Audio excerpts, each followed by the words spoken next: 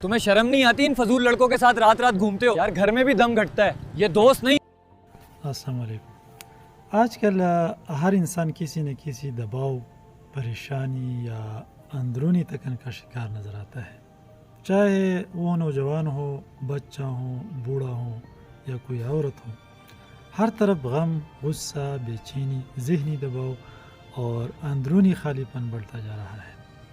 بہت سے لوگوں میں یہ علامات عام ہو چکی ہیں، ہر وقت پریشان رہنا، چھوٹی چھوٹی باتوں پر غصہ کرنا، پڑھائی یا کام میں کوئی دل نہ لگنا، ہر چیز سے پیچھے ہٹنا، نیند خراب ہونا، کمزوری اور تکن سا محسوس ہونا۔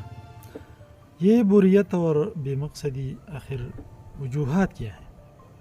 تنہائی پسند کرنا، بعض اوقات کسی نشے یا مسلسل موبائل استعمال کی طرف جانا۔ اکثر لوگ ان علامات کو میرے خیال میں تو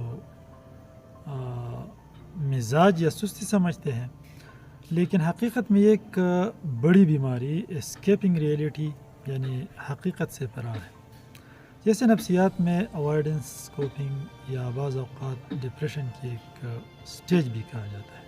میل اڈاپٹیو کوپنگ یا اوائیڈنس کوپنگ، یہ بیماری انسان میں دوسرے مسائل، خوف، ناکامی، جذباتی درد یا ذہنی دباؤ کا سامنا کرنے کی بجائے ان سے بھاگنے کی کوشش جب کرتا ہے تو یہ مسئلہ پیش آتا ہے۔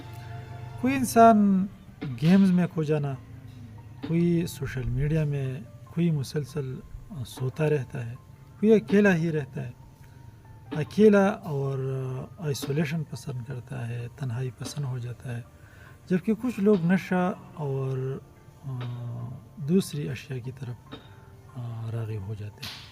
یا کوئی بندہ غلط صحبت بھی اختیار کر سکتا ہے، بچوں میں خاص کر نوجوان، جبکہ کچھ لوگ وقتی طور پر ذہنی سکون محسوس کرنے کے لیے مختلف طریقے ڈھونڈنے کی کوشش کرتے ہیں۔ والدین کی بھی زیادہ تر بچوں سے توقعات ہوتے ہیں، کیونکہ وہ کہتے ہیں کہ میرا بچہ یونیورسٹی میں پڑھ رہا تھا، یونیورسٹی سے آ کر وہ کیا کر رہا ہے، جاب لیس ہے، ان امپلائڈ ہے، تو یہ زیادہ توقعات ہے بچے سے۔ خاندانی مسائل ہے، سوشل میڈیا پر یہ بچہ پھر موازنہ نہیں کرے گا، تنہائی کی طرف نہیں جائے گا، ناکامی کا ڈر انہیں نہیں محسوس ہوگا، تو اور کیا چیز۔ یار بس ہر چیز سے چڑھ ہونے لگی ہے اب۔ یار قسم سے دماغ پہلے ہی خراب ہے، ہر چیز چڑھ لگتی ہے۔ پتہ نہیں یار، ہر وقت جسم ٹوٹا ہوا لگتا ہے۔ ڈاکٹر کو دکھایا، دماغ کا علاج کون کرے۔